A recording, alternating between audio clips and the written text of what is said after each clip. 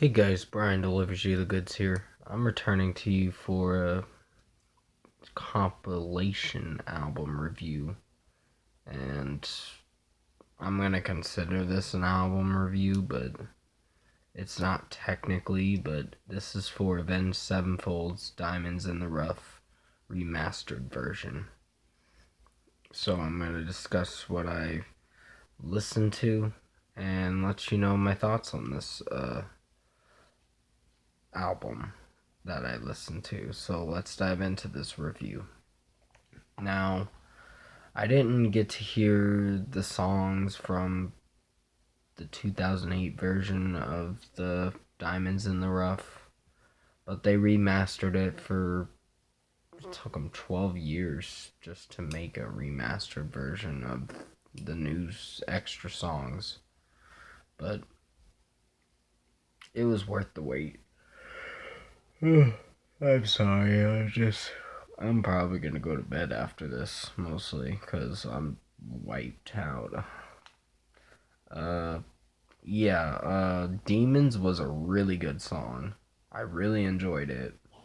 It was great. The guitar riffs in it were awesome. M Shadows' voice is amazing, as always. It just blows me away when I hear his high-pitched voice and going a lot higher and higher, and you're just like, wow, I didn't know he could hit those notes. But his voice definitely surprises you. And Girl I Know was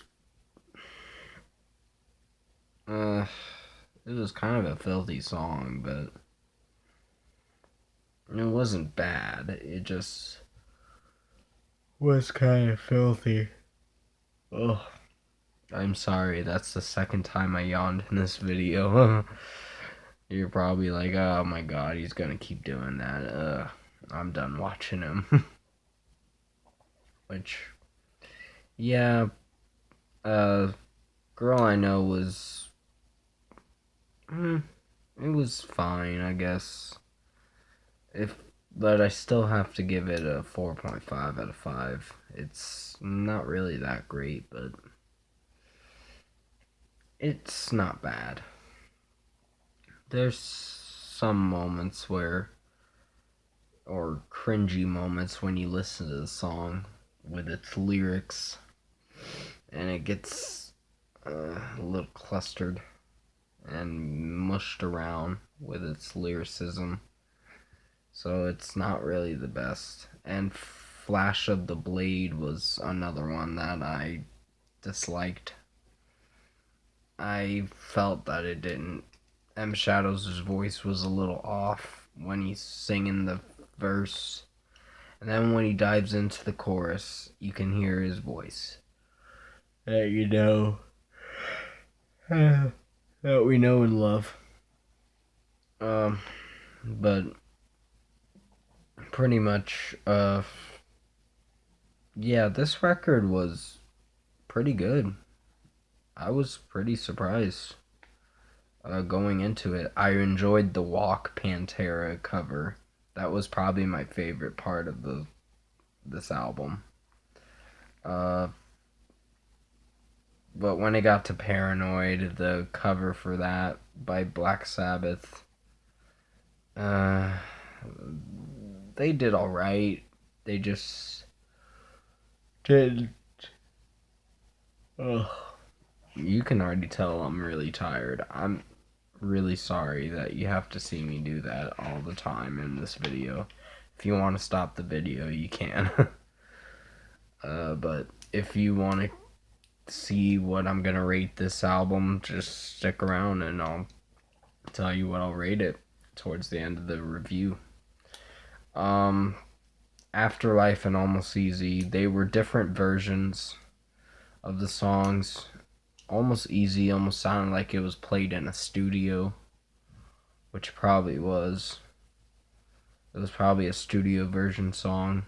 Like, you can hear the background noise in it, and M Shadows' voice a little bit high and high pitched, and like something's echoing with his voice, not like in the actual song, just I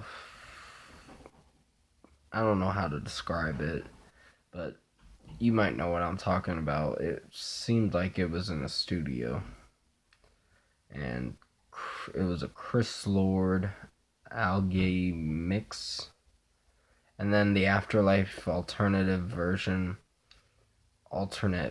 actually is what I meant to say. Why did I say alternative? I'm so used to saying that some of the time with alternative rock and da da da. But pretty much, I enjoyed Set Me Free. When I first heard the single from it that came out on January 16th, which was 3 weeks ago, I really enjoyed it.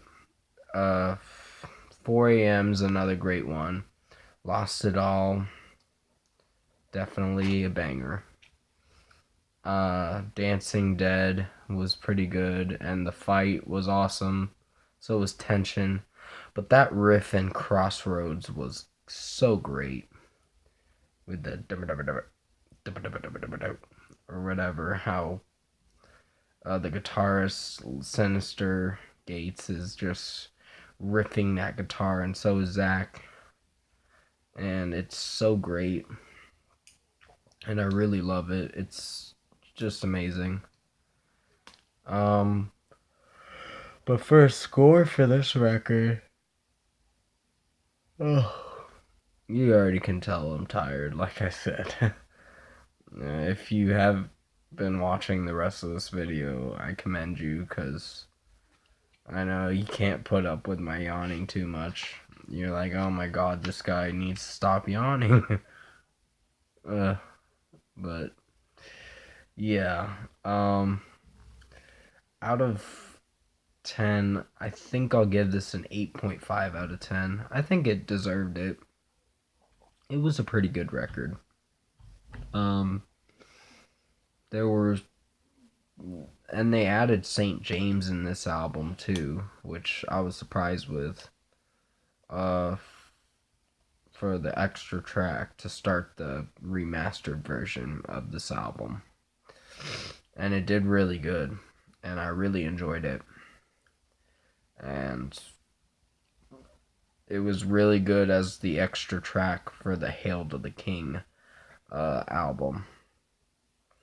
When you add that extra track with it, it was a Japanese track, so it wasn't on the physical CD, but it was still really good.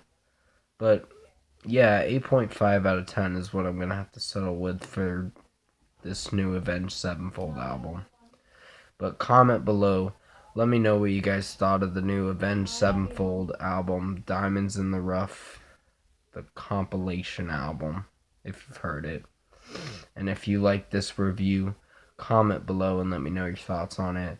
Tap a like on this video if you liked it. Subscribe to my channel if you can to support the channel. I will be returning to you for the Hayley Williams Pedals for Armor 1 EP review, which will probably be in the morning.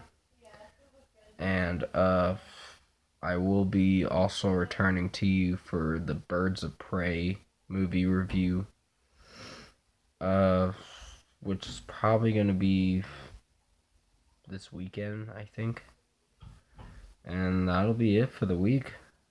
I hope you guys really enjoyed this album review I delivered for you guys. I know most of you are saying, oh, we've already heard the Diamonds in the Rough from back in 2008, but they added extra tracks with it. And yeah, although I didn't get to hear the Diamonds in the Rough back in 2008, I still enjoyed it as a whole. It was really good, and hopefully you guys enjoyed it too.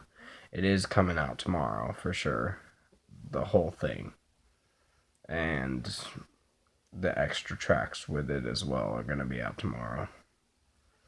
But thank you for watching this review. I hope you enjoyed it, and I'll see you in my next video.